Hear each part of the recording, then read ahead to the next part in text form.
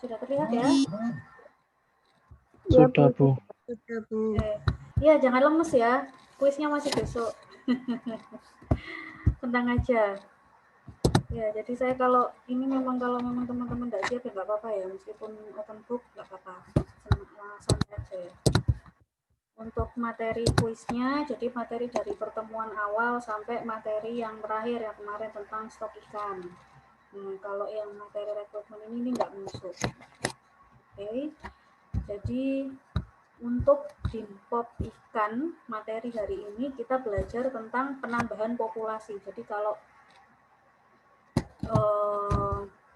kita mengingat ada menghitung dari stok tahun depan misalnya, berarti yang dihitung adalah stok dari tahun ini, kemudian berapa nilai imigrasi, pertumbuhan rekrutmennya, kemudian kalau stok yang keluar berarti emigrasi atau ikan yang bermigrasi keluar, kemudian berapa jumlah kematian alami, kematian akibat penangkapan. Nah, maka kalau hari ini yang kita bahas adalah penambahan populasi dari rekrutmennya. Jadi penambahan populasi. Nah, rekrutmen. Kemarin kita belajar bahwa rekrutmen itu adalah proses dari fase ikan telur menuju ke juvenil. Nah, kalau sudah juvenil berarti dia fase yang menuju pertumbuhan ikan sampai ke usia maksimalnya, berarti yang pertumbuhan.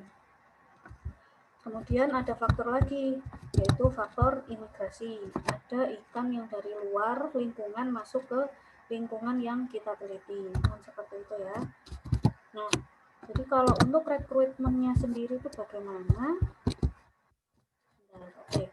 Jadi kalau pertambahan populasi merupakan salah satu indikator bagaimana stok populasi alami itu bisa berkembang. Jadi kalau menurun berarti kan entah itu emigrasi atau entah itu dia berupa mortalitas. Nah, ketika kita sudah memperkirakan ada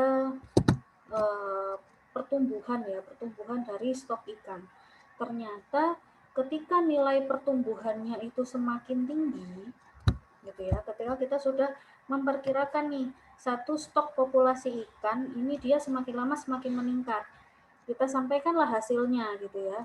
Ternyata ketika ditunjukkan bahwa data pertumbuhan ini stoknya meningkat, justru standar penangkapannya ini akan meninggi gitu ya.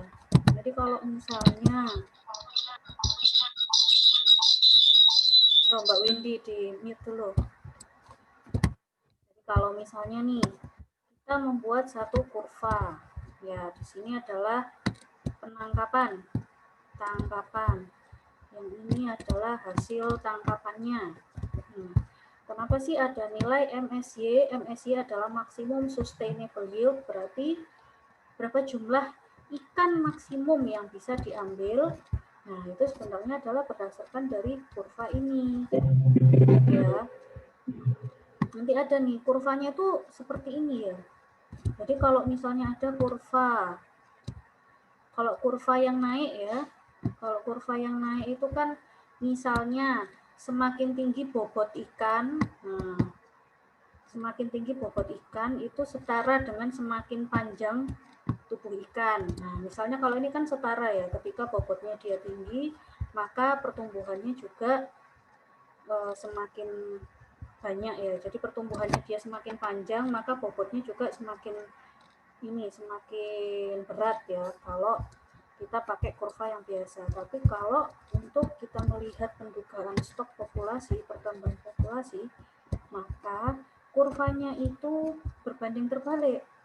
Ketika penangkapannya tinggi, standar tangkapannya tinggi, maka hasil tangkapannya dia rendah. Makanya ada nilai MSY. MSY ini apa, Bu? MSY ini adalah berapa sih potensi maksimal yang bisa kita ambil. Ketika kita memperkirakan nilai pertumbuhannya untuk salah satu stok ikan adalah 20.000 ton per tahun ya. 20.000 ton per tahun. Nah, berarti maksimum sustainable yield-nya, maksimumnya adalah 10.000 saja. Tahun per tahun. Artinya apa? Ketika kita menduga, kita memperkirakan penambahan stok populasi ikan pada tahun depan kira-kira lebih tinggi dari 20.000. Berarti kan kita memperkirakan misalnya 28.000. Perkiraan ini stoknya ternyata meningkat menjadi 28.000 ton. Nah, berarti standar penangkapan juga akan tinggi menjadi 14.000 nilai MSY gitu. Artinya semakin tinggi nilai pertumbuhan, maka kita akan meningkatkan standar penangkapan secara langsung gitu ya. Jadi secara langsung ataupun nggak langsung kita akan meningkatkan standar penangkapan. Oh ternyata maksimumnya 28.000 ini berarti bisa kita genjot ini produksinya menjadi 14.000. Nah, ini kan adalah saya katakan ada satu kesalahannya kan seperti itu ya. Padahal kan ini namanya kita menduga, kita memodelkan kira-kira ada peningkatan, tapi bukan berarti kita harus memaksimalkan penangkapan. Makanya untuk menghitung pertambahan populasi ini juga harus hati-hati gitu ya.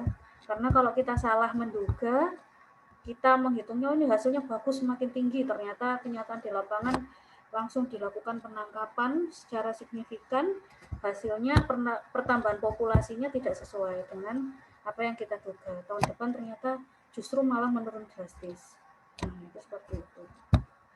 Sehingga ini nilai MSY ini sangat ditentukan berapa nilai pertumbuhan populasi karena dia setengahnya maksimum sustainable itu tuh setengah dari potensi lestari.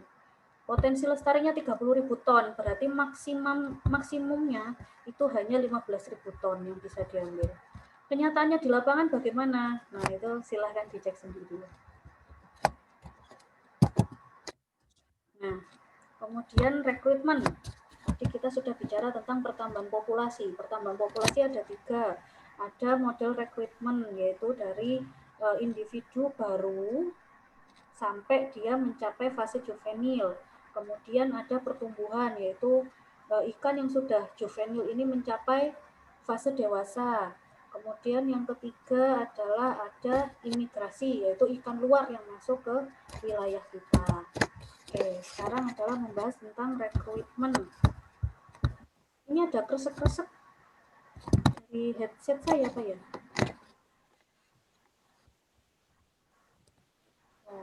Oh, Mas Bahrul Ulum, tolong di mute ya Mas ya.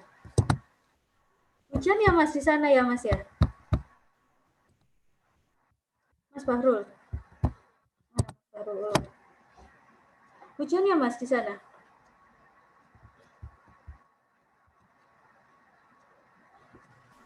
Iya Bu, hujan Bu di sini. Di mana Mas jenengan? Di Waru, Sidoarjo Bu. Oh, Waru sudah hujan ya? Oke. Iya ya. Di tempat saya di Jenggolo sini anu ya, mendung tapi kok ini agak cerah lagi. Belum tahu hujannya kapan ini. Oke. Ya, jadi kalau model rekrutmen, ya, secara definisi rekrutmen itu seperti apa? Umumnya, secara umum itu adalah rekrut ya, perekrutan berarti apa? Penambahan suatu anggota baru ke dalam satu populasi. Nah, kalau secara khususnya bagaimana? Yang itu tadi ya, bahwa ada keberhasilan melalui fase juvenil merupakan hal yang utama.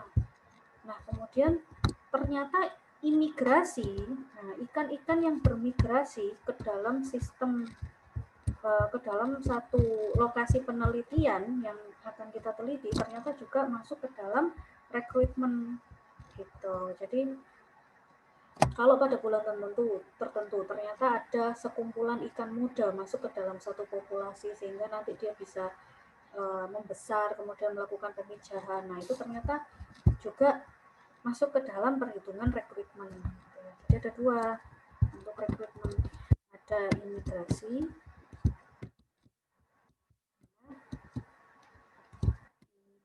dan juga masuknya individu yang dia bertahan sampai dewasa.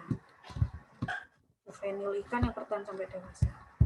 Nah, kemudian secara khusus ikan-ikan yang terekrut ini dia bisa dibedakan masuknya. Apakah ikan ini masuk karena migrasi atau memang ikan ini keturunan murni atau F1 dari populasi tersebut. Nah, ini ada hubungannya nih dari minggu kemarin ini. Ada yang bisa menjelaskan nggak teman-teman? Maksudnya bagaimana ini? Bisa dibedakan antara ikan yang masuk karena migrasi atau ikan ini memang keturunan murni yang ada di daerah tersebut. Ayo. Coba ya. Mbak Nabila. Coba Mbak Nabila. Maksudnya gimana Mbak Nabila? Izin jawab. Kan kemarin itu dijelaskan ada yang stok ikan itu yang terkunci dan yang tidak terkunci.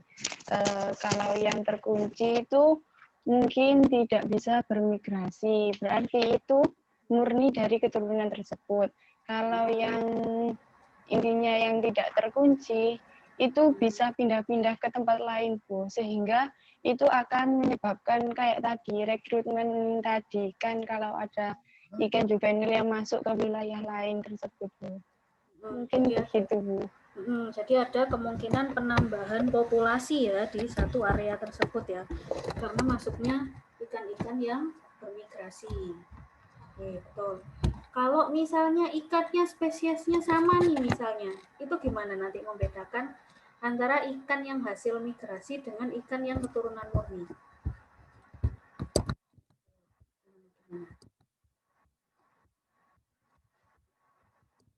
Ada yang bisa?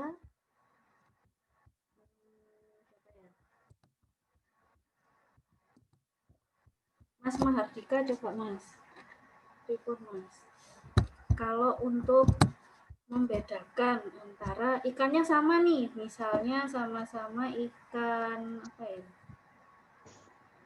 Ayo Mas, silakan Mas. Ikan kerapu deh misalnya, sama-sama ikan kerapu.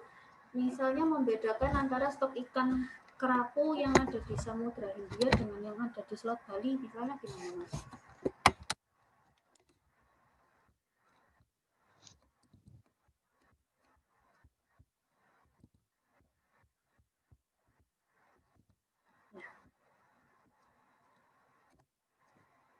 Atau yang kemarin deh yang lemuru. Kalau yang lemuru itu kenapa sih kok katanya stok yang di Selat Bali itu sama yang di Samudra Hindia itu berbeda? Bu izin menjawab. Izin jawab. Coba menjawab. Oke, silahkan. Siapa ini tadi yang duluan? Mbak Daim? Iya, Bu. Oke, Mbak Daim. Dari penjelasannya Ibu kemarin, kalau ikan lemuru itu kita tahu keturunan murni itu dari sifat DNA-nya dan parasit yang ada pada ikan tersebut. Kemarin kan dijelaskan bahwa ikan lemuru yang ada di Laut Selatan Jawa sama yang ada di mana itu memiliki parasit yang berbeda. Nah, itu bisa dijadikan bisa kita tahu itu keturunan murni dari stok ikan pada suatu wilayah yang mana gitu. Oke, benar. Masuk ya, betul. Terus ada yang mau menambahkan tadi Mas siapa tadi yang mau jawab? Mas? Iya, Bu. Saya, Bu. Oh, Sudah, Mas Iksan. Oke, gimana? Oh, sudah sih, Bu. Mas Iksan, sudah Ya, diwakili.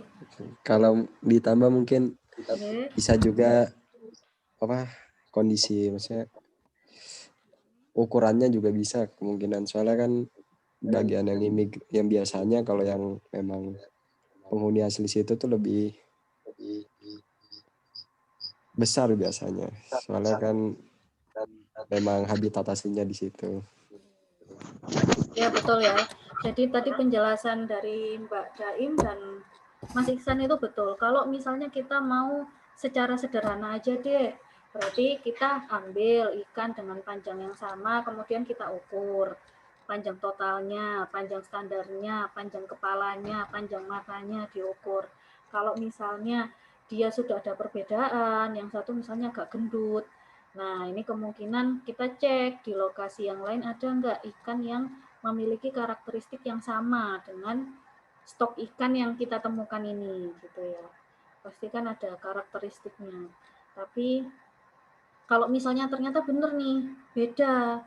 Oh, kalau yang ini memang agak gendut-gendut ini kalau di wilayah yang lain. Oh, berarti ikan tersebut kemungkinan besar masuk ya ke wilayah yang kita teliti. Kalau misalnya ada dana tambahan, kita bisa ngecek ke parasitnya. Ternyata bisa diketahui secara spesifik. Oh, parasit ini nih nggak umum ini, nggak ada ini di Selat Bali. Ini adanya di Samudra India ini parasit ini. Oh iya, ternyata ikan ini memang dibawa dari Samudra India, atau secara genetik juga nanti bisa dicek, sehingga memang secara khusus kalau untuk rekrutmen ini, meskipun banyak ikan muda ya di satu area penelitian ini, banyak ini ikan mudanya, tapi masih bisa kita bedakan mana yang memang dia penduduk asli, penghuni asli yang ada di situ, mana ikan yang memang dari luar masuk ke dalam sistem. Gitu ya teman-teman ya. Oke.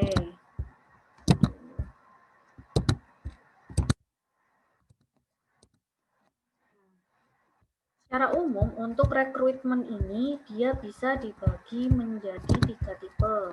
Ada rekrutmen pada stok ikan, ada rekrutmen pada visible stock.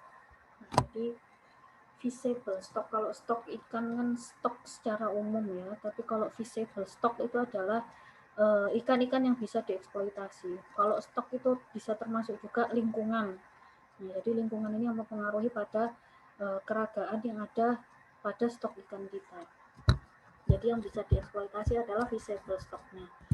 Serta rekrutmen ini juga bisa dihitung pada berapa banyak sih stok ikan dewasa yang produktif.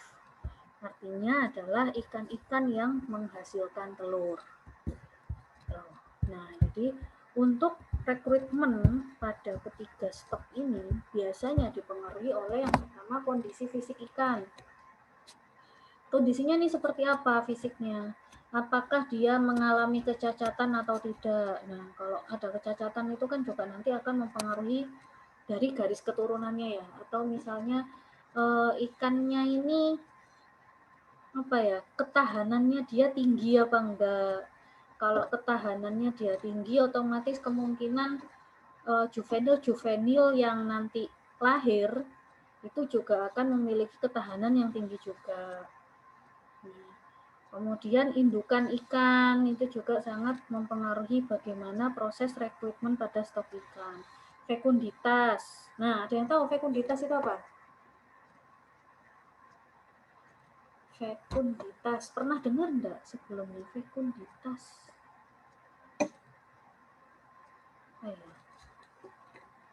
Fekunditas ya. Jadi hari ini kalau untuk rekrutmen kita akan lebih banyak membahas tentang fekunditas, karena kalau untuk pengukuran panjang heuristik, heuristik morfometrik nanti akan kita bahas di minggu depan ya. Jadi kalau namanya dinamika stok, kita pasti akan mengukur sih pertumbuhan panjang bobot, itu pasti akan mengukur. Untuk hari ini kita fokusnya ke sini, fekunditas ini tadi. Jadi indukan ikan dan fekunditas. Nah, kemudian adalah mortalitas alami di setiap fase. Jadi di sini ada indukan ikan. Berarti kan ikan ini produktif, bisa menghasilkan telur. Nah, kalau misalnya menghasilkan telur nanti ada TKG. TKG itu apa, Bu? Tingkat kematangan gonad. Ya. Biasanya kalau induk betina itu nanti ada tingkatan-tingkatannya kematangan gonadnya.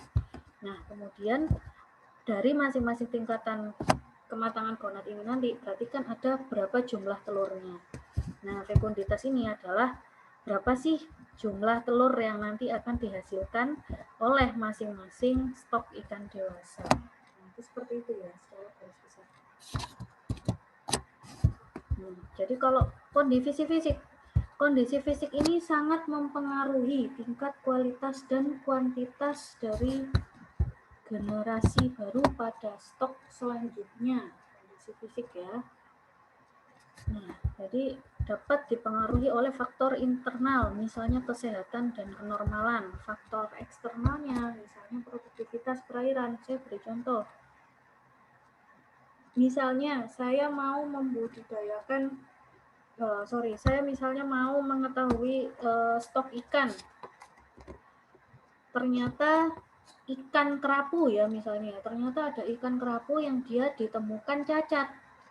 Jadi dalam satu populasi ikan, ada beberapa ikan yang dia mengalami abnormalitas berupa kecacatan. Yang cacat berapa ekor? Misalnya 10 ekor. Dia hilang siripnya ya, jadi nggak ada siripnya nih 10 ekor. Nah, ternyata saat disilangkan ikan tersebut keturunannya juga sama, siripnya hilang, ada yang siripnya hilang. Nah, artinya itu juga ada kenormalan ya, kondisi fisik ini kan kenormalan, ini akan mempengaruhi bagaimana kualitas yang selanjutnya. Atau misalnya ada indukan ikan ini pada umumnya dia sangat sering atau sangat terbiasa untuk mendapatkan stresor ya. Nah, misalnya dia sering mendapatkan stresor dari lingkungan, itu nanti akan ada gen-gen tertentu itu nanti yang akan meningkat. Nah, di ikan itu dia gen-gennya akan meningkat, kemudian sifat itu akan diturunkan ke keturunannya. Gitu. Artinya adalah si ikan ini nanti keturunan-keturunannya juga akan mudah stres. Nah, itu juga contoh dari faktor internal. Makanya kenapa kalau misalnya ada orang dia sakit gula darah gitu ya kan, katanya kan kalau gula darah itu kan bisa diturunkan.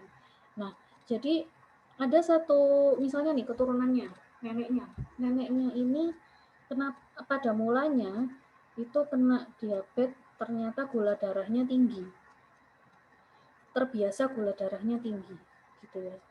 Nah, akhirnya apa? Karakter gula darah tinggi ini diturunkan ke anaknya.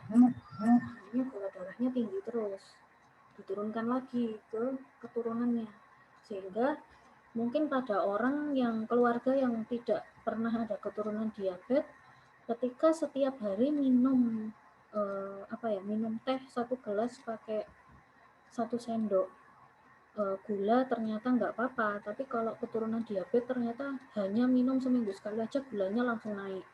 Nah, itu seperti itu. Jadi kualitas generasi itu akan sangat dipengaruhi dari indukannya. Saya misalkan dalam satu populasi ikan ya, misalnya ini pemilihan induk ya. Jadi kalau cara pemilihan induk, misalnya kita punya benih ikan 100 ekor. Nanti kan dibesarkan ya, pembesaran. Nah, ketika dalam proses pembesaran ikan, ini nanti ada disortasi. Jadi ikan-ikan yang nanti ukurannya sama itu dikelompokkan, kemudian dibudidayakan berdasarkan ukuran kelompoknya. Loh, Bu, bisa nggak seragam? Nggak bisa. Jadi telur ikan itu bisa pertumbuhannya nanti nggak seragam. Itu juga tergantung dari bagaimana kondisi indukannya, kualitas telurnya, serta si benih itu sendiri. Dia kuat apa enggak gitu ya. Jadi ketika ada respon perubahan lingkungan itu nanti dia kuat apa enggak. Nah, misalnya ini dari 100 benih, ini ada beberapa ikan. Ternyata dari sini ketika yang lain ini banyak yang mati, misalnya ini sudah disortir ada 50 ya sampai pembesaran.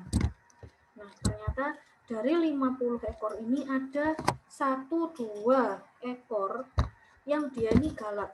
Jadi besar, pertumbuhannya dia besar, pertumbuhannya dia gesit. Ketika si ikan ini diberikan berbagai treatment misalnya yang menyebabkan ikan itu stres, ternyata dia masih tetap kuat.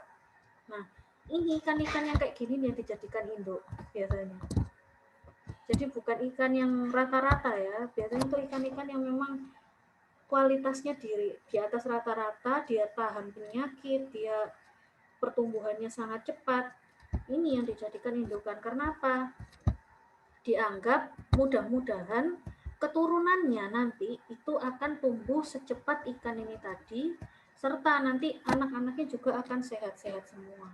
Nah, itulah sebabnya kenapa sih kalau kondisi fisik ini sangat mempengaruhi tingkat kualitas dan kuantitas dari generasi yang terbaru. Jadi generasi yang selanjutnya itu sangat dipengaruhi dari bagaimana kualitas indukannya, termasuk produktivitas perairan. Ketika perairannya dia buruk gitu gitu ya.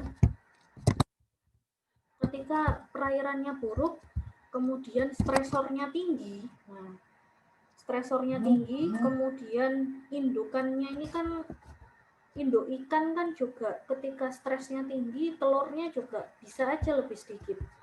Misalnya jenis ikan yang sama, ketika di satu daerah dia airnya memang bersih gitu ya, ternyata bisa bertelur sampai 40.000 telur sekali bertelurnya ya. Tapi di satu daerah yang lain ketika polusi atau stresor lingkungannya lebih tinggi, telurnya hanya 10.000. Nah, ini juga sangat mempengaruhi bagaimana jumlah individu baru yang nantinya akan didapatkan. Kualitas generasinya juga akan diketahui. Jadi kalau misalnya kita mau menduga rekrutmen ikan di wilayah A, kalau kita menggunakan data yang B, ketika proses rekrutnya berbeda, itu kan nanti hasilnya juga nggak valid. Ketika di B, jenis ikan yang sama, telurnya bisa sampai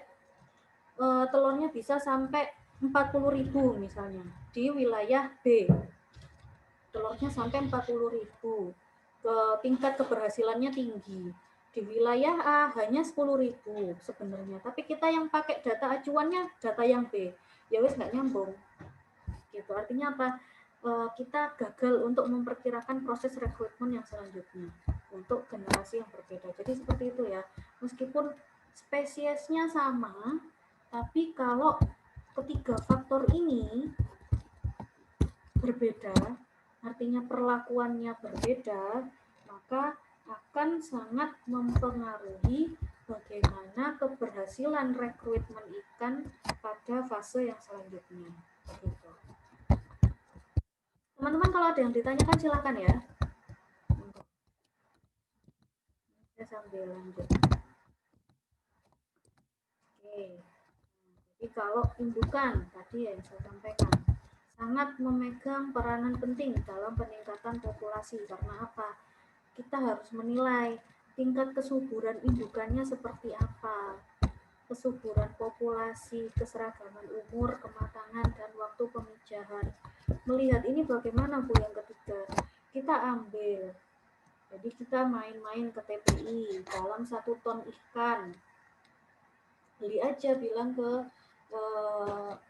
ininya ya, ke situ nanti bilang ke pedagangnya, Pak, saya mau beli stok ikan apa, misalnya yang ini yang masih belum bertelur. Nah, itu langsung kita ambil sampling, misalnya 3 atau 6 ikan, kita sampling. Nah, kira-kira panjang ikannya kan sekitar berapa.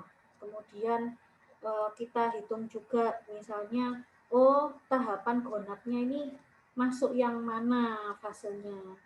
Apakah rata-rata ikan dengan panjang yang sama itu sudah masuk tahapan gonat yang sama gitu. Misalnya nih, biar enggak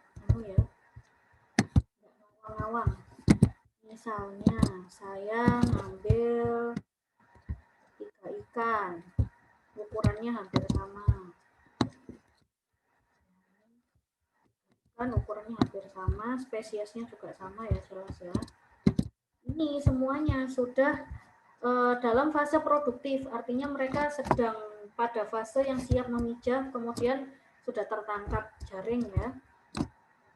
Nah, di situ kita bedah ikannya. Ketika dibedah masing-masing dari ikan, kita lihat kira-kira sudah masuk kematangan gonat yang mana. Jadi kalau tingkat kematangan gonat itu ada 1 sampai 5. Kalau TKG matang, tingkat kematangan gonat yang dikatakan sudah ada telurnya itu fase ketiga, jadi TKG 3. Nah, ini kalau kita perkirakan, ternyata rata-rata ketiga ikan ini sudah masuk ke fase TKG 3. Nah, berarti kan seragam. Gitu ya. Berarti indukan ikan ini dia memang sedang pada fase ini, maka sebaiknya penangkapan ikan dilakukan pada ikan yang lain, karena pada bulan ini rata-rata ikan ini sedang fase pemijahan misalnya. Maka kalau ditangkap kan ini ya akan rugi untuk keberagaman stok selanjutnya. Ternyata ikan ini dia sama, keseragaman semua. Jadi seragam matangnya itu sama pada bulan, misalnya pada bulan November. Nah, kalau pada bulan November ini ketiga ikan ini sudah mencapai TKG3 semua. Kita ngambil sampling ternyata sedang pada TKG3. Berarti kan indukan ikannya ini sehat, dan sebaiknya kita bisa menyarankan bahwa di penelitian bahwa sebaiknya indukan ikan pada saat bulan November jangan diambil jenis ikan ini. Nah, misalnya boleh seperti itu. Itu untuk menunjukkan pola rekrutmen dari indukan ikan. Nah, oke, gimana sampai sini? Ada pertanyaan dulu nggak? Monggo, silakan. Mau tanya, Bu. Oke, silakan Mbak Windy. Apa itu, kan tadi untuk mengetahui tingkat kematangan gonadnya, ikannya harus dibedah, gitu. Oke, betul. Kira-kira ada cara lain nggak, Bu, untuk mengetahui tingkat kematangan gonadnya selain dibedah gitu, Bu? Ya, tapi. Kalau mau mungkin neliti kerang, Mbak. Kalau kerang telurnya saya rasa tetap sih semuanya sepertinya harus dibedah, Mbak. Tapi kita ngambilnya sampling gitu. Jadi dalam 10 ton, ya kita ngambil sampling 9 ikan. Yang ukurannya sama, panjangnya kira-kira sama. Kan kemarin saya jelaskan kalau di ikan kan kira-kira panjang sekian itu nanti sudah matang gonad gitu ya. Nah, jadi kayak gitu. Kita ambil perkiraan ikan aja. Terus biasanya kalau ikan yang sudah sampai ke TKG 4, TKG 5 itu lebih gendut perutnya. Yang betina itu. Jadi ada isian telurnya. Itu memang harus dibedah sih, Mbak. Cuman sampling gitu. Iya. Paham ya Mbak Windy nggih? Ada lagi yang mau ditanyakan mungkin? Saya Bu mau tanya. Nggih, silakan Mas Putra. Iya Bu, saya mau tanya ini Bu, kayak tingkat kematangan gonad itu apakah perlu larutan untuk pengujian Bu? Ada sih larutannya.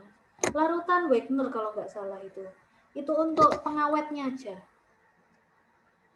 Jadi nanti ngawetkan untuk telur, kemudian kematangan gonad, itu pakai itu aja sih Mas. Tapi biasanya kalau TKG itu dia dibelah nanti diamati, kan ada tahapannya ya. Kalau TKG 1 sampai 5, ada yang sampai 7 itu juga. Jadi tergantung jenis ikannya. Biasanya TKG 1 itu baru terbentuk ovariumnya. Jadi ikan-ikan yang muda ini loh, juvenil muda ini baru mulai ada terbentuk ovariumnya, baru ketahuan kalau ini ikan betina.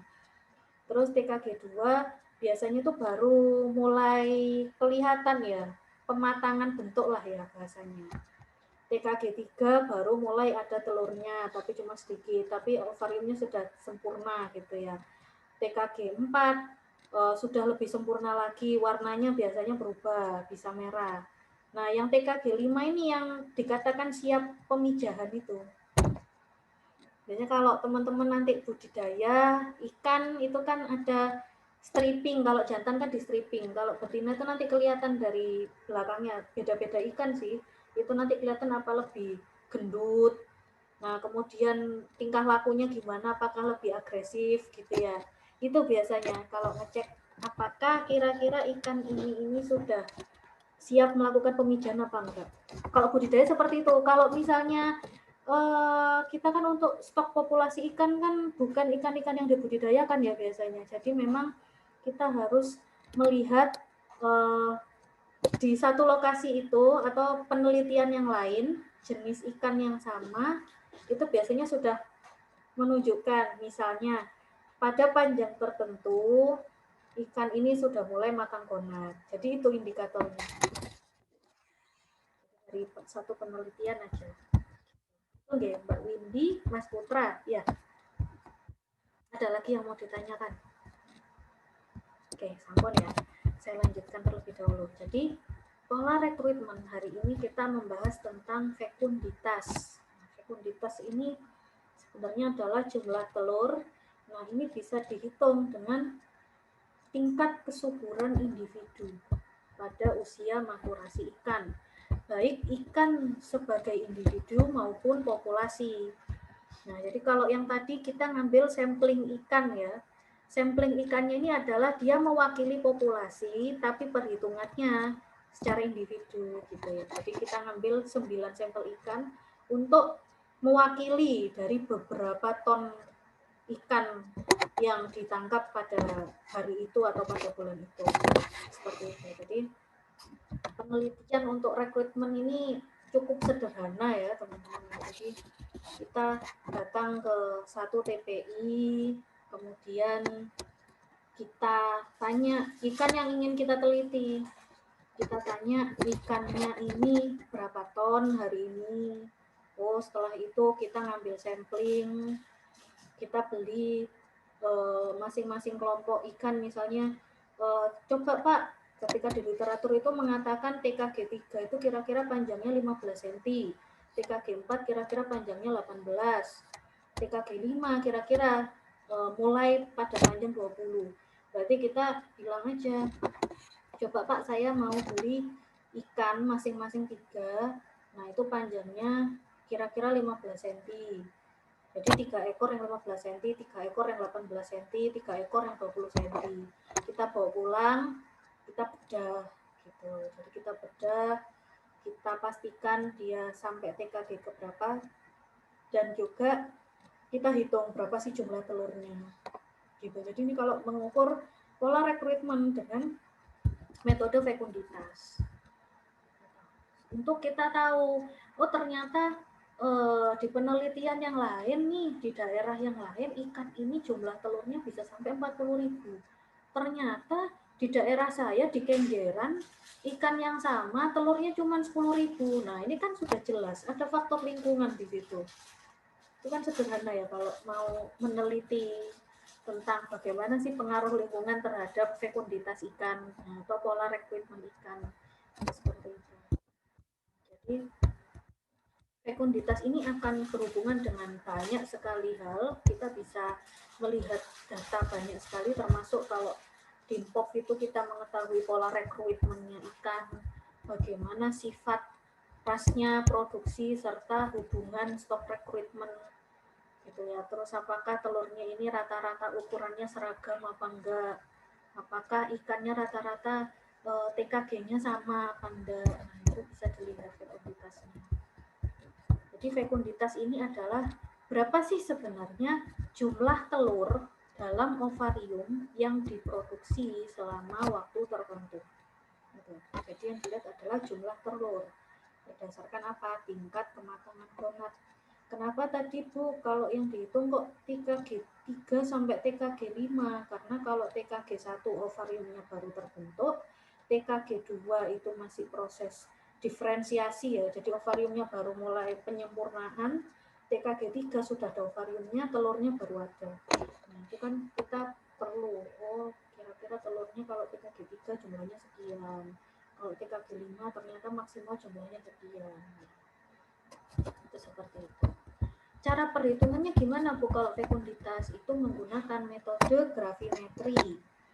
Ada yang pernah tahu metode gravimetri seperti apa? Mungkin kalau oceanografi ada yang pernah, atau oceanografi geologi ya, bebatuan. Jangan belajar geologi nggak sih? Iya. Sedimentasi. Iya. Kemarin geografi ya Bu. Iya. Itu apa? Kalau gravimetri itu yang seperti apa ya? Kalau menurut teori geologi?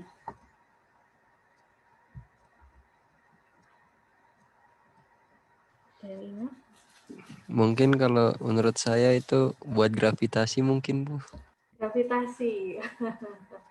Iya ya. Kalau gravimetri itu biasanya kalau di ilmu geologi itu perhitungan yang apa ya? Perhitungan yang bobot berat gitu loh. Jadi kira-kira berapa gram sampel terhadap hasil penelitian gitu ya. Jadi berapa gram, apakah itu nanti mempengaruhi atau tidak, itu sih.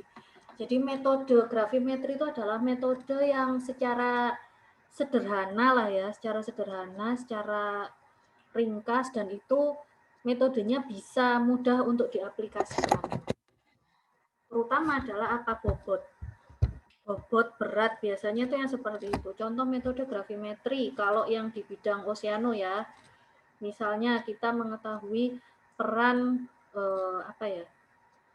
kalau absorben, nah berapa sih misalnya kita masukkan satu zat absorben ke dalam limbah gitu ya. Misalnya berat absorbennya kita masukkan 5 gram ke dalam 1 liter air. Nah, di situ 1 liter air itu ternyata banyak zat pencemarnya. Kemudian setelah dimasukkan selama 1 jam, ditimbang lagi. Ternyata beratnya si absorben tadi meningkat jadi 10 gram. Nah, berarti kan 5 gram tambahannya itu adalah berat dari polusi-polusi yang ada di sekitarnya, yang berkurang karena diambil oleh si zat absorben. Itu ya, kalau di oceanografi, gravimetri itu seperti itu. Kalau di sini sama, hampir sama. Yang sama apa Bu? Bobotnya. Jadi yang dihitung itu adalah bobot gitu. Jadi teman-teman diingat aja kalau misalnya ada metode gravimetri. Biasanya gravimetri ini ada pengukuran entah itu panjang, entah itu bobot. Nah, gitu seperti itu ya. Nah, jadi kalau misalnya fekunditas ini dia sering diselaraskan dengan pertumbuhan berat ikan, pertumbuhan berat, pertumbuhan panjang. Jadi kalau misalnya kita sudah belajar tentang DINPOP, itu nggak akan jauh-jauh dari ngukur panjangnya ikan, berapa bobotnya ikan. Cuman kalau untuk kita menghitung fekunditas juga yang dihitung adalah berapa sih jumlah telur matang yang siap dikeluarkan untuk mengetahui kira-kira reproduksinya itu nanti seperti apa. Sehingga fekunditas ini akan sangat berkaitan dengan tingkat produktivitas ikan. Nah, tadi saya katakan ya, kalau metode gravimetri itu adalah bobot. Jadi nyambungnya adalah entah itu bobot, entah itu panjang, dan sangat mudah dihitung. Nah, jadi kalau metode gravimetri itu sangat mudah dihitung. Misalnya, kita yang tadi ya, kita sudah datang ke TPI, kita ngambil satu ikan tertentu. Tuh ya, sudah kita ambil ikan 3 kelompok ikan ya. 3 kelompok ikan yang kemungkinan dia ada pada TKG 3. Kemudian kemungkinan ada TKG 4, TKG 5. Masing-masing saya ambil 3 ekor. Kenapa Bu kok 3 ekor? Karena kan 3 kali percobaan. Ya, kan kalau data kan dianggap valid ketika ada 3 percobaan. Nah, berarti kan minimal kita punya ada 9 ekor ikan yang diduga dia sudah mencapai fase TKG 3, 4, dan 5. Nah, masing-masing ikan ini kita bedah, kita hitung jumlah telurnya. Nah, artinya apa di sini? Nilainya seperti apa untuk menghitung fekunditas? Fekunditas sama dengan berapa BG bobot seluruh gonat. Nah, jadi kan gonat ikan yang 1 sampai yang ke-9 ini kita total bobotnya berapa. Kemudian bobot sebagian kecil gonat. Nah, ini bisa kita ambil sebagian gonat. Jadi untuk mengetahui saja sih, cuman testing sampel. Jadi kira-kira dalam satu gonat kita ambil sedikit, itu jumlah telurnya berapa.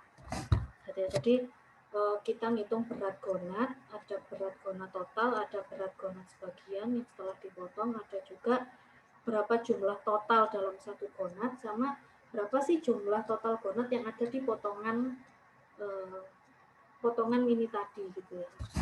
Jadi hanya sederhana seperti itu untuk menghitung fekunditas. Nah, nanti kan sudah dapat, oh ternyata jumlah seluruh telur sampai 20.000 butir pada bobot gonat 300 gram misalnya. Nah, ini nanti data fekunditas akan kita hubungkan dengan panjang tubuh ikan dan bobot tubuh dengan menggunakan analisis regresi. Datanya jadi nggak terlalu sulit ya kalau untuk kita menganalisis rekrutmen dengan menghitung fekunditasnya. Kita cuma butuh ngambil sampel ikan, kira-kira hari ini datangnya berapa ton, kita ukur panjangnya, kita ukur bobotnya, kita bedah, terus diambil gonatnya, dihitung jumlah telurnya. Gitu. gitu ya. Terus diambil, dipotong sebagian, dihitung lagi jumlah telurnya. Oh, kira-kira ternyata pada bulan ini hasil tangkapan ini itu fekunditas ikan adalah sekitar sekian. Makanya kalau penelitian seperti ini nih masih terus terang masih agak jarang sih ya penelitiannya, dan lebih sederhana sih menelitinya. Jadi kalau misalnya mau neliti juga kita ambil yang gampang aja. Oh, misalnya pada satu musim, entah itu musim timur, entah itu musim barat, entah itu musim peralihan, untuk melihat apakah benar sih sebenarnya pada musim peralihan itu kok katanya jenis ikan ini pada musim peralihan sedikit. Nah, kita ambil misalnya, kita ambil beberapa sampel ikan, oh ternyata memang benar, rekrutmennya rendah, gitu. Jumlah telur yang siap matang ternyata hanya sedikit. Nah, itu kan sudah jadi satu penelitian. Terus misalnya pada musim timur misalnya, oh kira-kira kalau satu ikan tertentu ini, atau misalnya ikan tuna, ini selalu banyak. Nah, kita ambil sampling ikan 1 bulan sekali, datang ke TPI, ngambil, oh kira-kira kalau tuna itu dia baru matang gonat pada panjang berapa, ambil samplingnya, kita bedah tiap bulan atau 2 minggu sekali ngecek gitu ya, dihitung-hitung. Nah, nanti kan juga sudah dapat data. Berarti ternyata ikan tuna pada musim timur di perairan ini rata-rata hasil telurnya adalah sekian pada panjang bobot sekian. Sehingga untuk pola rekrutmen di tahun selanjutnya adalah sekian gitu. Jadi datanya ini, data fekunditas ini bisa dipakai untuk menghitung nanti model-model selanjutnya dari pola rekrutmen ikan di tahun-tahun selanjutnya.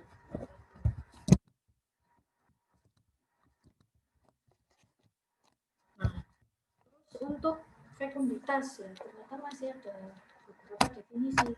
Ada fekunditas primer, ketika oosit atau ovum yang tua itu terdapat pada ovarium, itu disebutnya adalah fekunditas primer. Kemudian fekunditas potensial, berarti berapa besar sih fekunditas primer dikalikan berapa jumlah induk yang kita teliti. Kemudian fekunditas total, berarti dari 9 ekor misalnya berapa sih rata-rata fekunditasnya dikali jumlah betina yang matang telur. Nah, kemudian untuk fekunditas realnya adalah berapa jumlah telur yang dikeluarkan oleh satu indukan. Gitu. Dari sini ada yang mau ditanyakan sebelum saya lanjut? Oke, kalau misalnya belum ada, saya lanjutkan. Kemudian fekunditas, kita sudah menghitung ya, oh misalnya rata-rata ikan tuna ini dia ada di situ pada musim timur, misalnya ya pada musim timur, hanya pada 3 bulan rekrutmennya sangat tinggi. Nah, ternyata untuk fekunditas ini juga bisa untuk memperkirakan bagaimana pola pemijahan ikan. Pola pemijahan ini juga sebenarnya sudah diketahui sih dari literatur ya, tapi ini lebih kepada kita membuktikan saja. Jadi dari data fekunditas itu kita nanti sudah bisa juga untuk memperkirakan bagaimana sih untuk pola pemijahan ikan tersebut. Jadi membuktikan dari literatur dengan apa yang kita dapatkan di lapangan. Caranya gimana? Misalnya ada ikan yang memijah hanya 1 kali dalam satu waktu yang pendek. Nah, misalnya dilihat itu dari kualitas telurnya. Kalau yang saya kasih contoh itu kalau di ikan air tawar itu misalnya lele-lele itu kan siklus pemijahannya dia kan pendek ya. Hanya 1 bulan aja sudah siap matang gonat. Artinya fasenya dia itu kan pendek ya. Fase TKG-nya itu kan pendek. Nah, itu berarti jenis ikan tersebut dia bisa masuk ke pola pemijahan yang hanya 1 kali dalam satu waktu yang pendek. Misalnya seperti itu. Atau misalnya udang. Nah, kalau udang ini kan makin pendek lagi ya. Jadi ibaratnya kalau misalnya kita mau melakukan satu penelitian yang tadi, yang kita ke TPI. Kalau kita mau meneliti ikan tuna misalnya, kita lihat siklus hidupnya juga masih agak panjang. Berarti kalau kita mengambil sampling 1 bulan sekali, nggak ada masalah. Ya, paling kemungkinan ada perubahan dari TKG3 ke TKG4 gitu aja.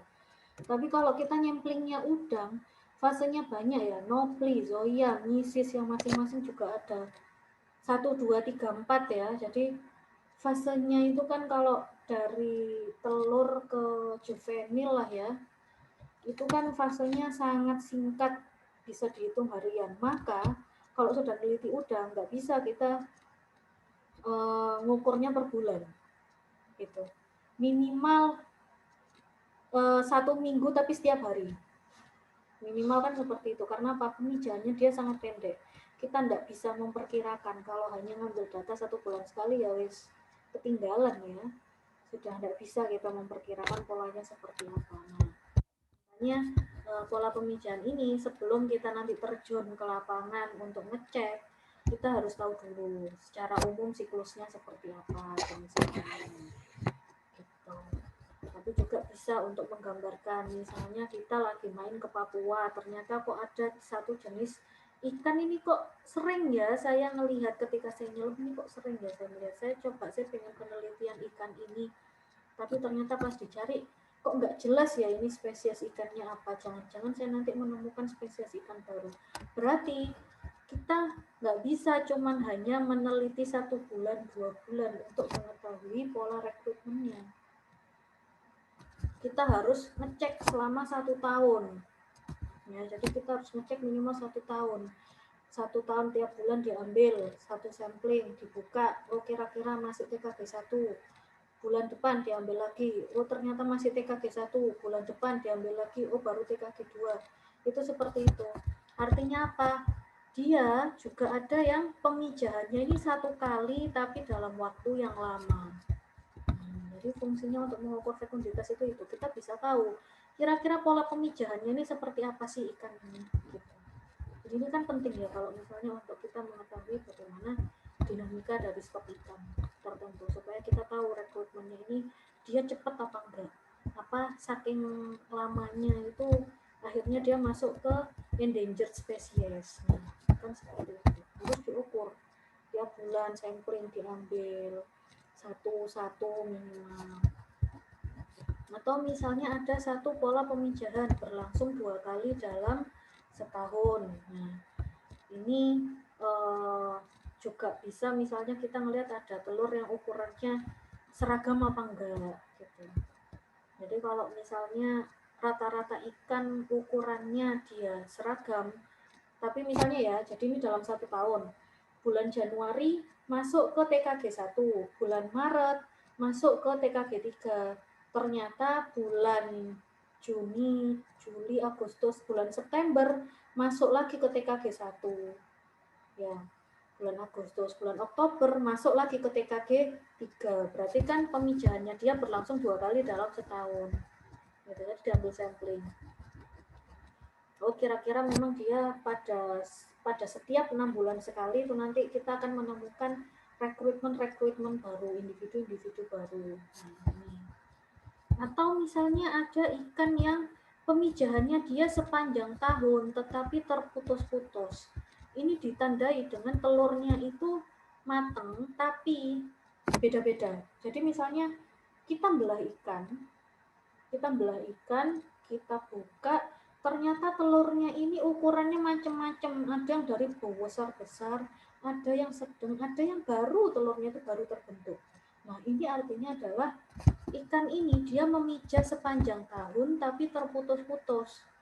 Berarti ikan ini nih misalnya nih ya, dia sekali bertelur 40.000, tapi yang dikeluarkan ya sekali kemampuannya bertelur 40.000 disimpan, tapi yang dikeluarkan cuma 10.000.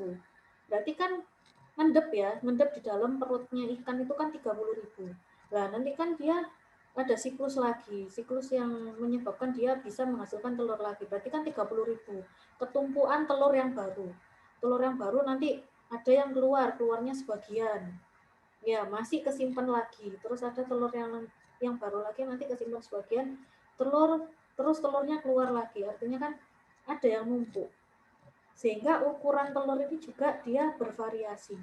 Nah, kalau misalnya teman-teman melakukan penelitian, terus menemukan kondisi yang seperti ini, kemungkinan besar ikannya karakteristiknya adalah terjadi pemijahan sepanjang tahun, tapi terputus-putus. Gitu. Karena apa kok terputus-putus? Karena nggak semuanya dikeluarkan. Sekali bertelur itu nggak semuanya langsung dikeluarkan semua telurnya, ada yang disimpan di dalam tubuhnya gitu. Jadi fekunditas selain bisa mengetahui karakteristik pemijahan atau pola pemijahan, juga bisa mengetahui tipe pemijahannya seperti apa. Apakah dia total spawner, artinya memijah total, artinya 40.000 telur nanti dikeluarkan semuanya, gitu ya. Contohnya ini ikan kembung, kalau ikan kembung itu 20.000 telur ya langsung dikeluarkan 20.000 telur. Nanti pas bulan depan pas dicek ya udah ukurannya nanti seragam semua gitu. Atau ikan yang dia pemijahannya sebagian, itu tadi ada ikan yang ukurannya ada yang besar telurnya kecampur sama telur yang ukurannya lebih kecil-kecil. Nah, berarti kan dia pemijahannya sebagian. Contohnya ikan pencam. Gitu. Kalau ikan-ikan yang setahu saya pemijahannya sempurna itu ada lele, ada koi itu dia pemijahannya total ya. Jadi kalau kemampuannya dia misalnya 30.000, awalnya nih ya, kita kan menduga dulu, kita memilih indukan dulu. Oh, indukan yang dipilih kalau betina itu dia lebih gendut, lebih gembol gitu ya bahasanya ya. Jadi individunya dia lebih gendut, gerakannya biasanya kalau betina itu lebih lemas karena kan agak berat menopang tubuhnya ya. Berarti kemungkinannya telurnya sangat banyak gitu ya. Jadi agak gendut gitu loh di bagian bawah tubuhnya, penampang bawah tubuhnya itu agak gendut. Nah, ternyata ketika setelah dilakukan pemijahan itu gesit gerakannya. Nah, gerakannya gesit, kemudian juga telurnya sudah nggak gembol, badannya sudah nggak gembol, berarti kan telurnya keluar semua. Nah, itu kan kalau budidaya kan lebih mudah untuk mengamatinya. Makanya termasuk kalau koi dan lele itu seringnya termasuk ke dalam total spawner. Jadi dia memijah secara total. Keluarkan semua telurnya, nanti tunggu sampai 2-3 bulan untuk masuk ke tingkat kematangan gonat, gitu ya. 1-2 bulan sampai ke matang gonat yang kelima baru dipijahkan lagi. Nah, itu kan seperti itu. Ikan-ikan yang memang siklus pemijahannya ya sebagian. Jadi ya gembol terus gitu, jadi hanya keluar setengahnya saja, nanti bulan depan keluar setengahnya saja, tapi siklus reproduksinya berlangsung secara menyeluruh sepanjang tahun. Nah, itu begitu. Dari sini ada yang mau ditanyakan sebelum saya lanjut? Belum? Oke, saya lanjutkan ya. Nah, jadi sederhana. Oke, belum ya benar ya. Jadi sederhana ya, kalau fekunditas yang dihitung adalah bisa panjang tubuh ikan, bisa bobot ikan, bisa bobot gonat gitu ya. Jadi kalau rekrutmen fekunditas akan menghitung ketiga itu tadi. Nah, di situ akan dihubungkan dengan analisis regresi fekunditas terhadap panjang total. Nah, ini saya sekedar mengingatkan teman-teman ya, kalau kita belajar statistik analisis regresi, ini kan ada kurva X dan Y ya, ada dia positif. Kalau positif itu gini ya kurvanya, kalau regresi kurvanya negatif berarti kan gini, peningkatan Y maka X-nya menurun. Nah, ini kan ada persamaan kalau diregresikan Y sama dengan AX plus B. Ya, persamaannya kan seperti ini. X dan Y-nya ini variabelnya. Entah itu nanti faktor panjang, di sini misalnya panjang ikan, di sini Y-nya misalnya fekunditas. Nah, fekunditasnya. Berarti apa? A dan B ini kan variabel yang nggak ada nilainya ya. Jadi ini adalah koefisien saja, konstanta saja. Nilainya bisa berubah tergantung dari datanya.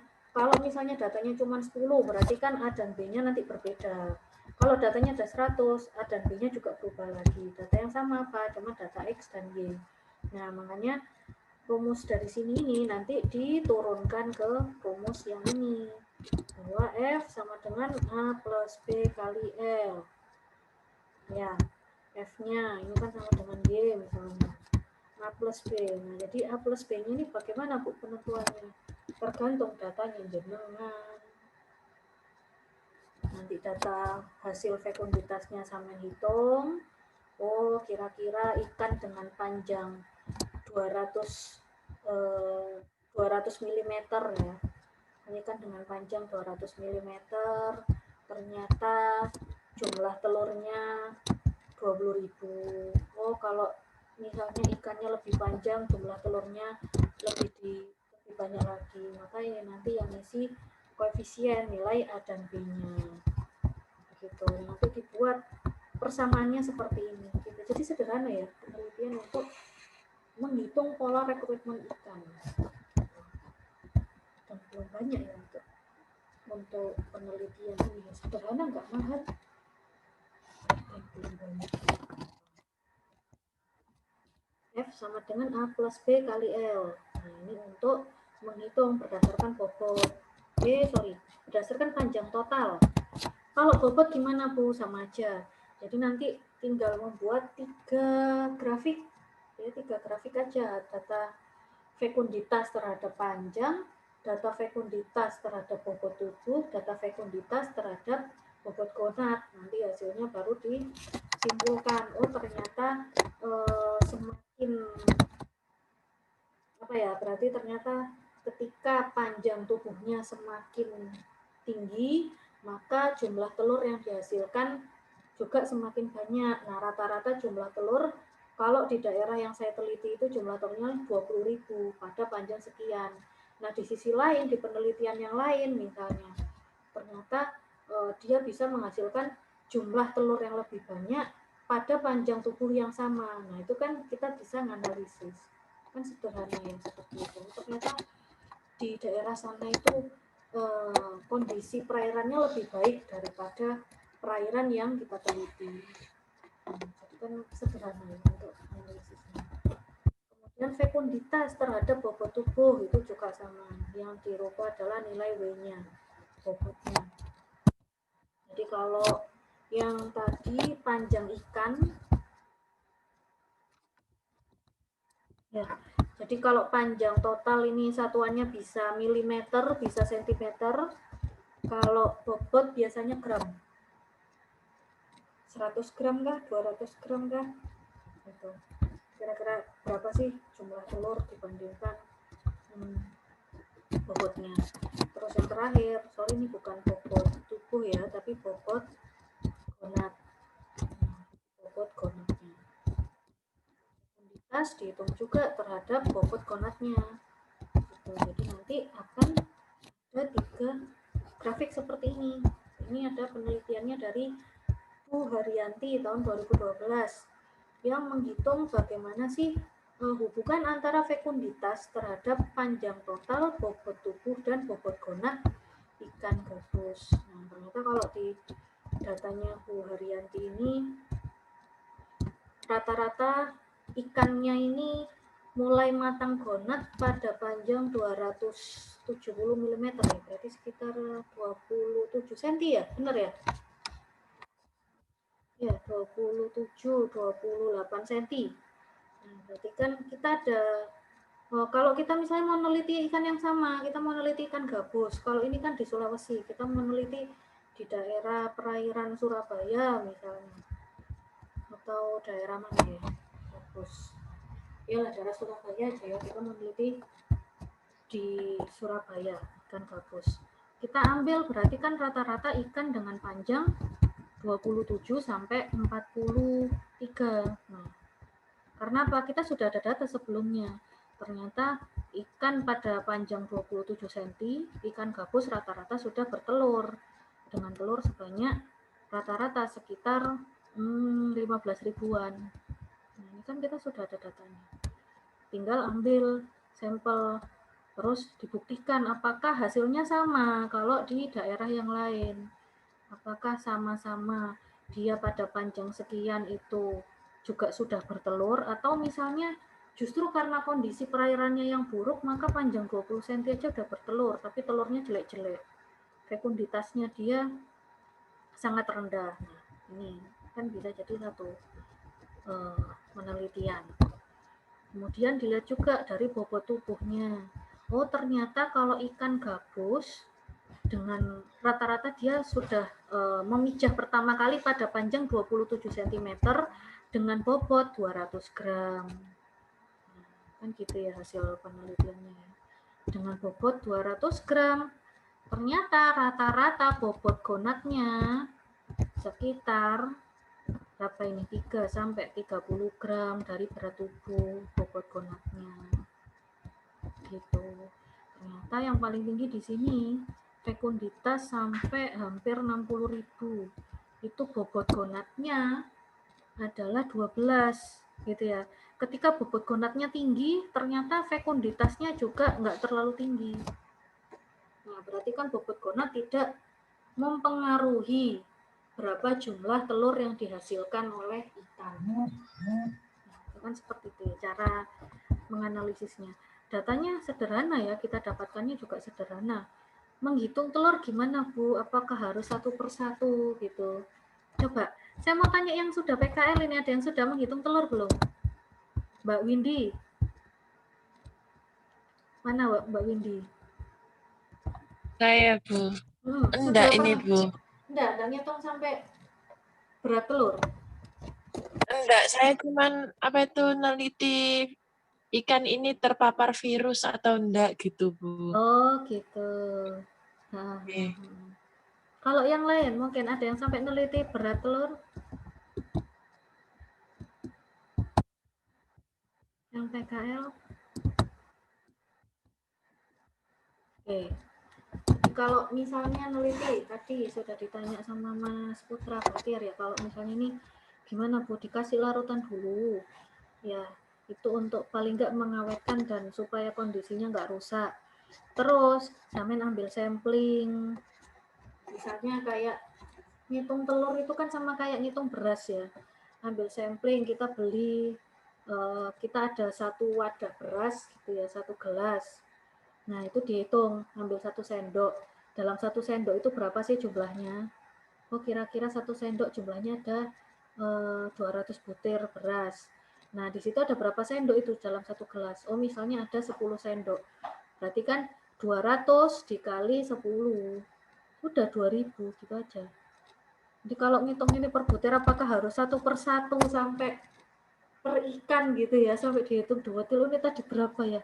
Aduh, 39.500 enggak ya? Enggak kayak gitu. Jadi langsung diperkirakan juga. Oh, kira-kira dalam satu penampang ada 20 telur. Nah, nanti langsung dikalikan berapa sih ini kira-kira jumlah totalnya. Pakai set, bisa pakai ini ya yang kalau di mikroskop itu kan ada yang kotak-kotak itu ya. Iya. Preparat. Ya, preparat itu ya. Jadi kan preparat yang kotak-kotak isi 9 tuh ya, set quick atau misalnya hemositometer itu loh kadang itu ya. Kan ada kotak-kotaknya. Cuman kalau hemositometer kan kecil-kecil, kalau yang set quick itu kan enggak terlalu gede. Itu juga bisa buat ngitung. Jadi diperkirakan. Sama kayak kalau kita ngitung bakteri kan juga gitu ya, diperkirakan dalam satu luas penampang itu ada berapa jumlah bakteri.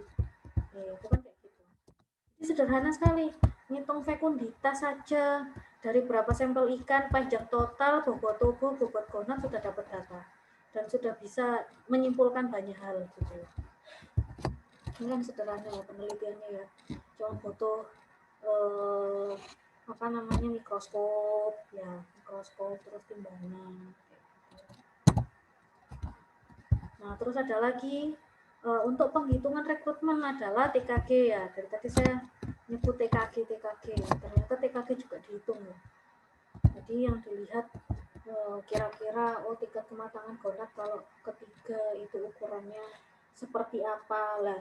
Masing-masing TKG itu pasti nanti diameter telurnya kan berbeda-beda, makanya juga dihitung diameter telurnya, diukur pakai mikroskop.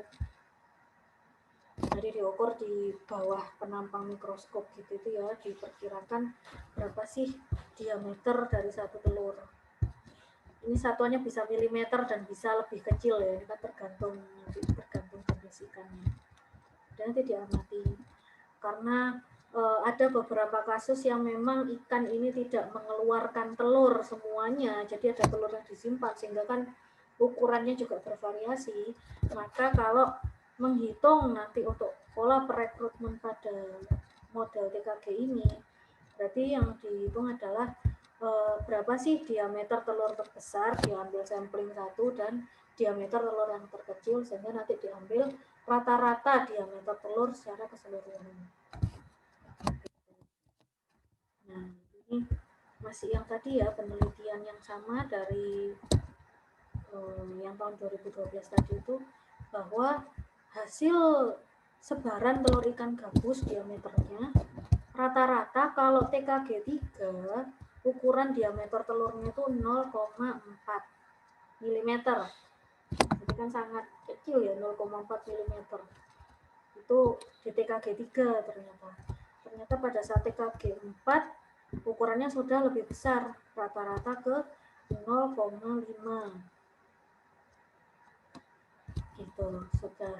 Nah, setelah melewati TKG 5, nah ini ya ukurannya sudah meningkat sampai ke 0,65 sampai hampir 0,7.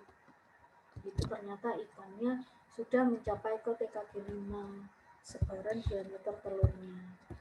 Gitu. Jadi pada bulan tersebut, pada bulan penelitian, misalnya ya, pada bulan penelitian ini adalah bulan April misalnya, ini adalah bulan Mei, ini bulan Juni. Nah, ketika kita melakukan penelitian, rata-rata pada bulan April ini yang lebih banyak ditemukan adalah ikan-ikan yang pada fase TKG 3. Pada bulan Mei, rata-rata ikan ada pada fase TKG 4 mayoritas. Pada bulan Juni sudah ada pada fase di TKG 5. Berarti ikan gabus, nah ini misalnya ya, bisa diambil. Nah, ikan gabus ini kan kalau ditambak ini kan ikan pencemar ya, ikan gabus ini. Jadi memang tidak dibudidayakan, tapi ikan yang ada di perairan tawar ya ini, tapi di perairan apa namanya, perairan sungai gitu, ikan hama, padahal ikannya ini apa ya, kandungan ininya sangat tinggi ya untuk penyembuhan luka itu kalau ikan gabus itu. Gitu. Kalau ternyata ketika diukur di satu sungai tertentu ya, bulan Juni ini masuk ke TKG 5. Berarti kalau mau menangkap ikan gabus, kalau mau misalnya dapat jumlah populasi yang lebih banyak, ya setelah bulan Juni. Bisa misalnya bulan Juli diperkirakan mulai musim pemijahan, berarti ya nanti bulan Agustus baru kita nangkep indukannya gabus. Jangan ditangkap pada saat bulan April. Ya bulan April ditangkap ya wes, individu barunya kan belum ada karena kan baru matangnya di bulan Juni. Itu seperti itu, bisa memperkirakan nanti. Oh kira-kira nanti individu barunya ini akan ada pada bulan apa. Data kita itu bisa digunakan sampai ke sana. Oh kira-kira boleh kalau misalnya di ikan-ikan laut kan berarti dia berarti bisa ditangkap pada bulan-bulan tertentu karena fase pemijahannya setelah dari data yang saya ambil, dia pemijahannya itu dilakukan pada bulan Juni, dia baru matang gonad di bulan Juni. Nah, seperti itu. Ada yang tahu ikan gabus? Ada yang pernah makan ikan gabus? Saya pernah, Bu. Saya belum, Bu. Siapa yang tadi yang pernah? Saya Pernah, Bu. Ajeng. Oh, Mbak Ajeng, Mas Bahrul. Gimana rasanya? Itu, Bu, rasanya kayak rasa tanah gitu. Rasanya kayak tanah. Itu mahal ya ikan gabus itu ya. Iya kan, mahal ya. Diolah jadi apa pas itu ikannya? Mas Barul, Mbak Ajeng. Kalau dari saya sendiri itu biasanya dikasih bumbu kuning itu, Bu. Oh, Ikan di gabus itu kan kalau kuning. kalau di daerah saya kan namanya ikan kotok itu, Bu. Iya, koto. Betul. Cara nangkapnya ya gampang, Bu, ya. Tinggal mancing aja, nggak perlu beli sih kalau di daerah saya, Bu. Oh gitu. Ya, Tempatnya tinggal jenengan mancing di mana? banyak. Kalau di Lamongan, Bu. Waktu di Oh, Lamongan itu Lamongan. saya kan sering mancing gitu, ya. Di sungai-sungai itu banyak sekali itu ikan gabus itu. Oh, gitu ya. Ya, Bisa kalau dibudidayakan itu. Hampir jarang kalau di Lamongan itu, Bu. Ya kan di Lamongan juga ada tambak. Nah, itu kalau budidayanya di Lamongan itu ikan mujair, ikan bandeng, terus udang. Kalau ikan gabus itu hampir tidak ada, Bu. Biasanya jadi hama aja Dikali ya. semuanya sih, Bu. Enggak. Iya. Oh, dikali semuanya ya. Itu kalau di Surabaya itu susah loh itu nyari ikan gabus. Biasanya kan kalau ibu-ibu yang habis melahirkan kan nyarinya ikan gabus. Jadi apa namanya, albuminnya itu kan mempercepat penyembuhan luka ya. Kalau yang habis operasi ibu-ibu itu biasanya makannya ikan gabus. Saya nggak pernah ngerasakan ya ikan gabus. Katanya kok ini ya rasa tanah ya Mbak Ajeng ya. Nggak. Belum dimasak mungkin juga rasa tanah. Oh gitu ya. Enggak, aku sudah dimasak. Dimasak kuning. Kalau sama patin enakan mana? Patin sama gabus? Enak gabus, Bu. Kalau patin gabus. lebih banyak, lebih rasa tanahnya lebih kerasa itu ya. cara. Oke. Terus kalau itu di rumah teman saya itu ikan koto itu dijadikan ekstra kayak obat gitu, Bu. Oh iya, katanya betul. mahal. Iya memang, albuminnya itu memang mahal. Diekstraknya gimana kalau temennya jenengan? Kurang tahu, Bu. Cuma tahu produknya gitu aja. Kayak kapsul gitu. Kapsul, betul. Iya, tadi yang saya katakan itu ya. Jadi kalau ikan gabus itu yang terkenal itu albuminnya. Albuminnya bisa mempercepat penyembuhan luka. Gitu. Caranya gimana, Bu, mempercepat penyembuhan lukanya? Kan kalau kita tahu penyembuhan luka itu ada sel darah putih ya.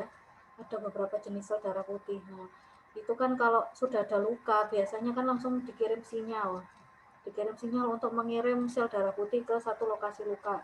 Nanti kan berapa ribu sel darah putih kan membersihkan ya, jadi menutup luka tersebut. Nah, kalau ada albumin, itu ditingkatkan lagi sel darah putihnya, jadi jumlahnya jadi berkali-kali lipat. Sehingga kenapa sih kalau ibu-ibu habis melahirkan itu yang dicari albumin? Kan biasanya kan masih ada luka sayatan ya. Nah, itu supaya lebih cepat keringnya. Lukanya bekas entah itu sesar, entah itu bekas melahirkan. Makanya biasanya yang dicari itu ikan gabus. Kalau di daerah Surabaya susah ya nyarinya. Ternyata Lamongan gampang ya, Mas ya. Baru tahu saya kalau di Lamongan itu gampang gitu. Iya. Kalau Surabaya nyari di pasar itu agak susah, kadang masih pesen-pesen dulu. Baru ada seminggu 2 minggu kemudian. Pakai umpan itu. Kenapa umpan apa? Pakai umpan apa? Anaknya katak itu loh, Bu. Lebih mudah nangkapnya, Bu. Percil, Bu, namanya. Kalau mancing biasanya itu, Bu. Oh gitu ya, mancing ya Ya. nangkapnya ya. Oke. Ya, jadi seperti itu. Kalau ikan gabus ya. Jadi kalau misalnya kita mau meneliti juga, tingkat kematangan gonat ikan gabus di Lamongan misalnya, karena Lamongan kan juga banyak.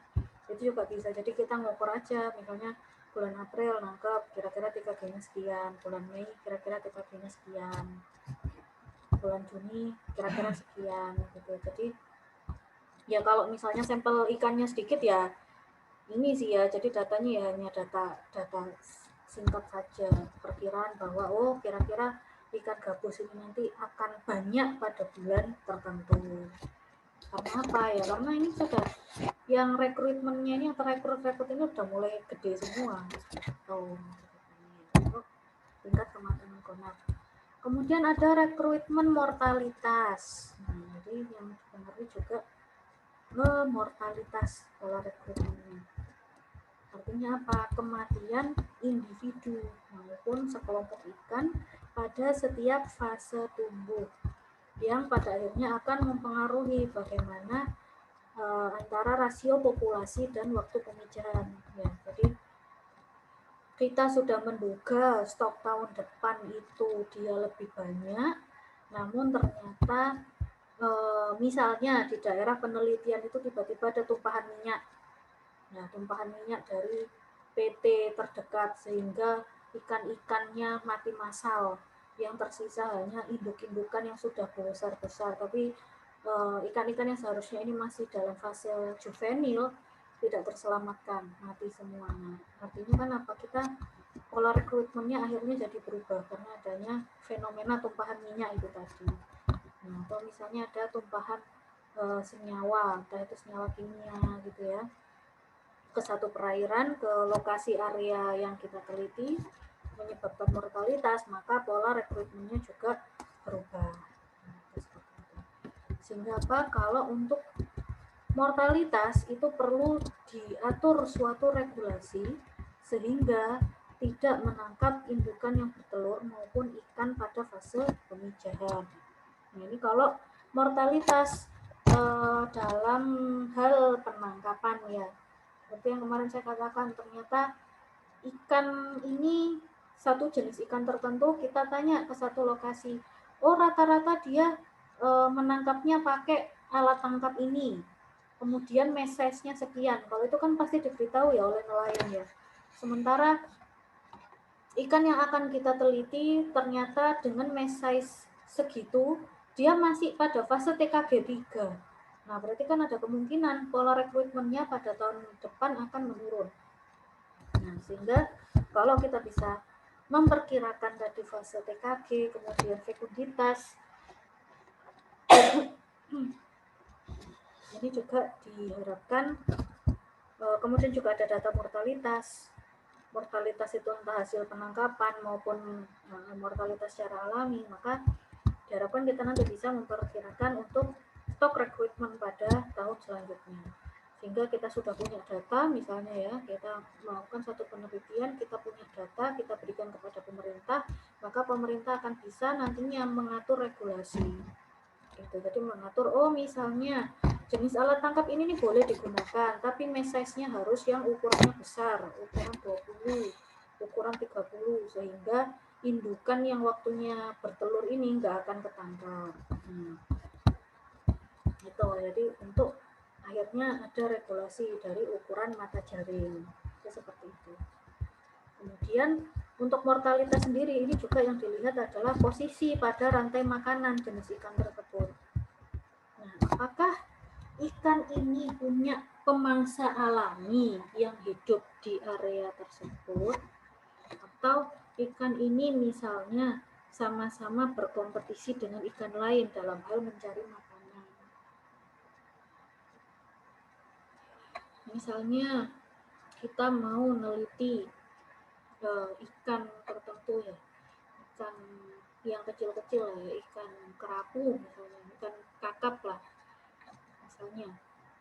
Ternyata di area tersebut juga banyak hiunya. Nah, berarti kan pemangsa alaminya juga tinggi ya, artinya nanti kemungkinan adanya mortalitas dari ikan yang kita teliti juga tinggi, atau misalnya kompetisi. Kalau kerang gimana Bu? Kalau misalnya kerang itu kan kemungkinan kompetisinya juga rendah ya, karena dia filter feeder. Jadi kerang itu juga dia ditemukan di semua lapisan perairan. Yang penting dia selalu ada di dasar, hewan bentos. Nah, makanya kalau kerang ini jarang sekali ada kompetisi ya, karena kan dia mengurai saja, ada cacing juga, itu jarang sekali berkompetisi. Makanya kalau kerang ini banyak ditemukan daripada jenis-jenis ikan. Karena kalau ikan sudah ada pemangsanya, sudah ada kompetisinya, jenis makanannya juga susah, kemudian juga tingkat ketahanannya juga lebih rendah daripada kerang, makanya lebih cepat habisnya.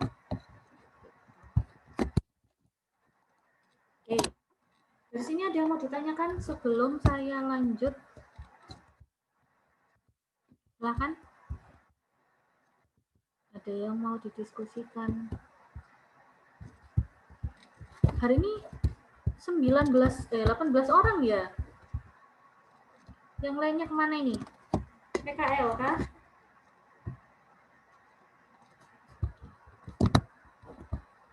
Iya, yang lainnya kemana ini? Tadi habis belajar apa Mbak Ismi? Tadi ada matkul hasil laut komersil. Oh, presentasi? Enggak. Oh, belum. Oh, oke. Oh, sudah kemarin presentasinya. Oh, sudah. Oh, iya. Iya. Hasil komersil. Habis ini sudah selesai ya kuliahnya ya? Nggih. Mas Putra yang lanjut kuliah lagi.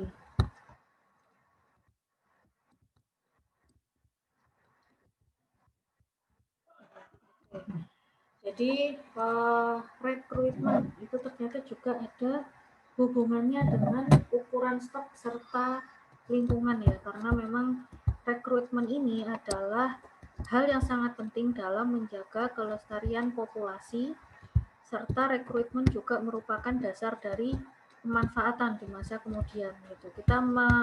Kita memberikan data pada tahun ini, kemungkinan adalah data ini digunakan untuk memperkirakan bagaimana sih kondisi stok ikan di tahun-tahun selanjutnya. Ya, jadi rekrutmen ini sangat penting dalam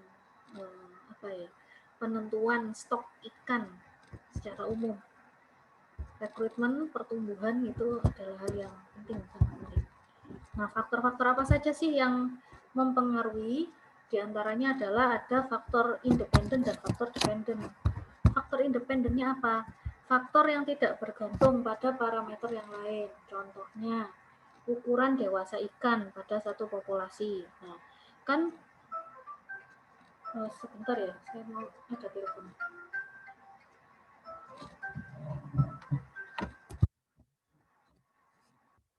Halo, assalamualaikum. Iya. Ya.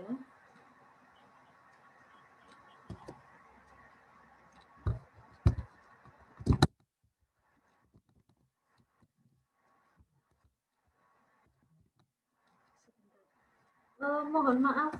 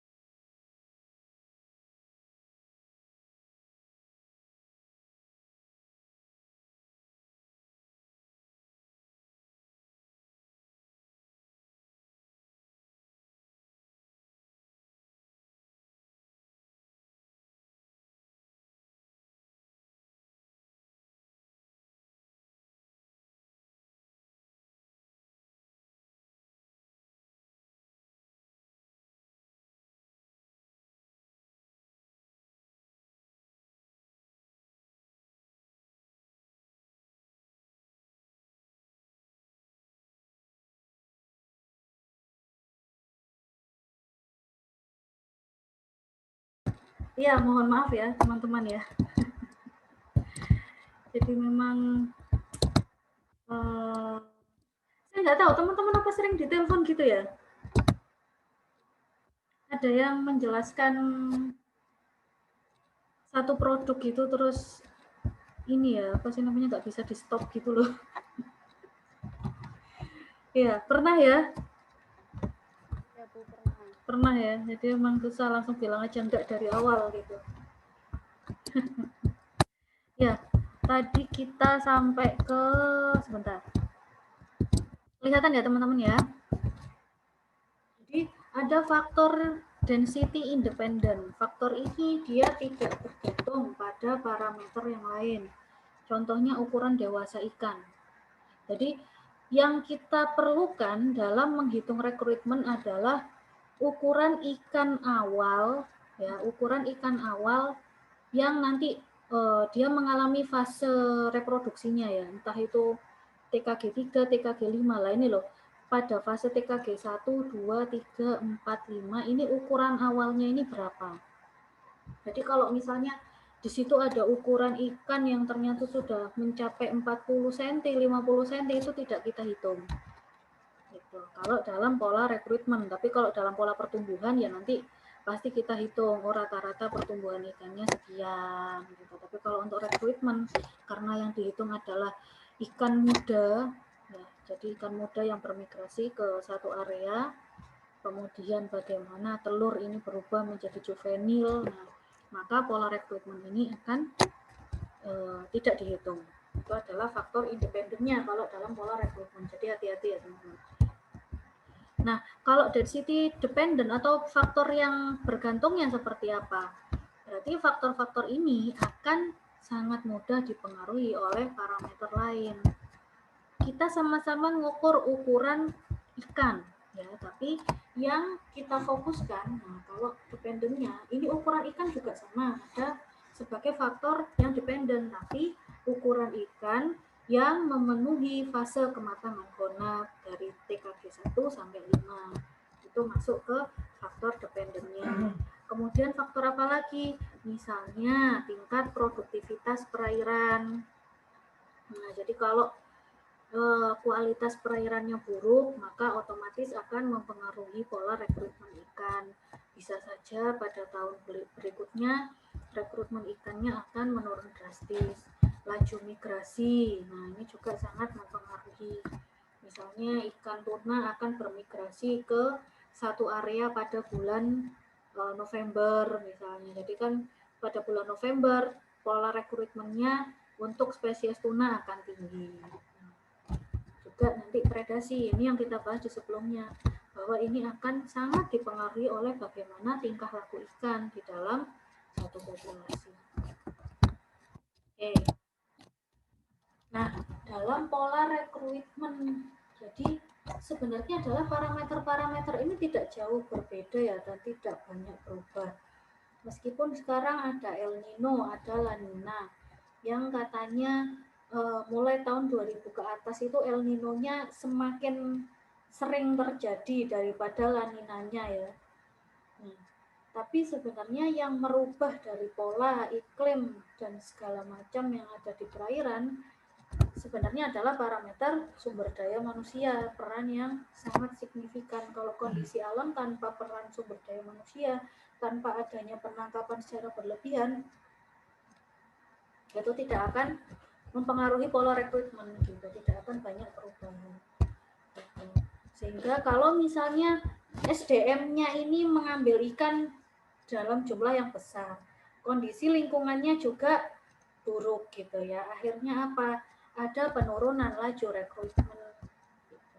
Ketika nanti kita menunjukkan satu data, ternyata ada penurunan laju rekrutmen yang secara signifikan, berarti kita menunjukkan data yang mengindikasikan bahwa terjadi kegagalan pengolahan perikanan yang berkelanjutan. Artinya kalau misalnya dikatakan kita tadi ya memberikan data maksimum sustainable yield-nya 10.000 karena potensi lestarinya 20.000 ton per tahun. Kita memperkirakannya potensi lestarinya 20.000 ton per tahun ya.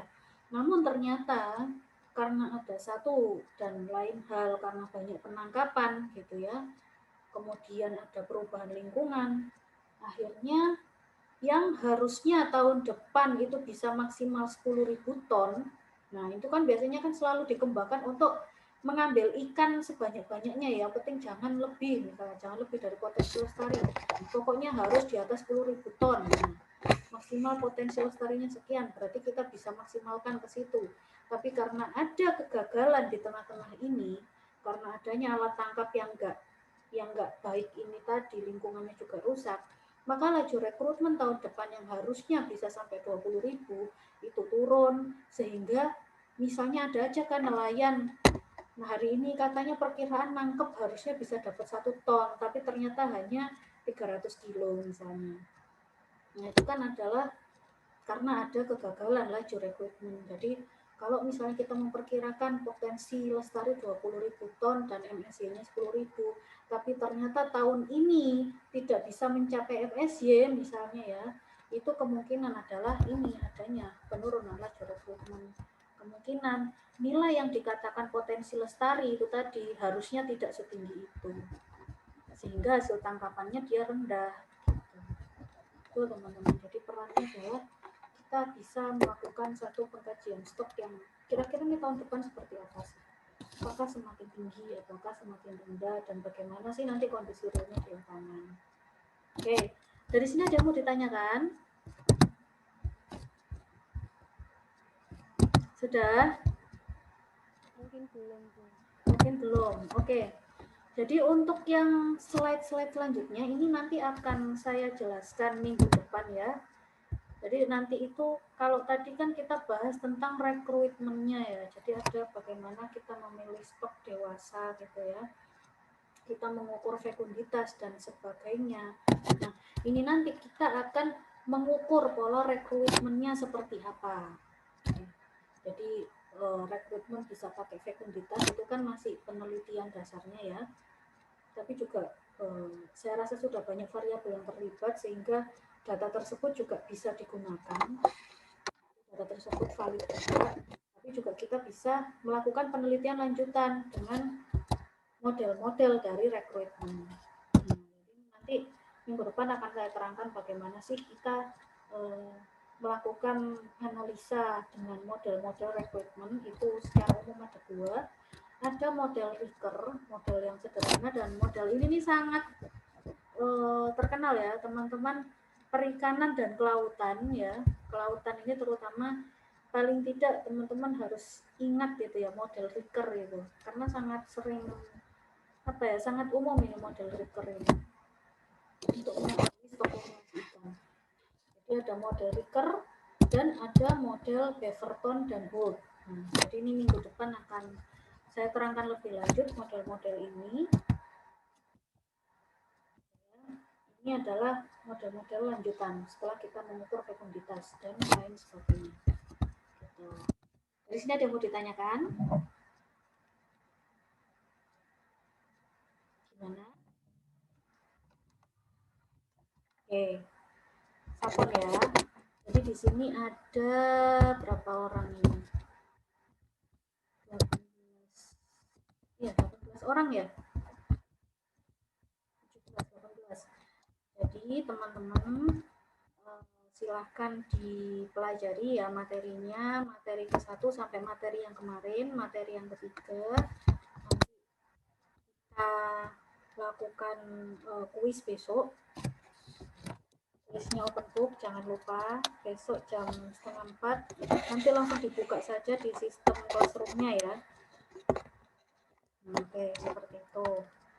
Terus, oke, jadi ini kita ketemu lagi untuk kuis besok dan pertemuan selanjutnya di minggu depan ya teman-teman. Oke, ada yang mau ditanyakan? Ya, ya. Ya, nggak apa-apa ya. Tapi paham nggak teman-teman? Oke, mungkin bisa dipahami ya. Iya, paham. Oke, ya. Jadi nanti tolong teman-teman setelah perkuliahan ini kabari saya di grup. Kira-kira Zoom-nya ini habis kuotanya berapa banyak ya? Ya, oke ya. Nanti tolong dikabari. Jadi saya ingin tahu kalau Google sama Zoom ini lebih besar yang mana. Oke. Saya akhiri perkuliahan hari ini. Mohon maaf jika ada kekurangan dan kesalahan. Alhamdulillahirrahmanirrahim. Kita akhiri dengan doa penutup majelis.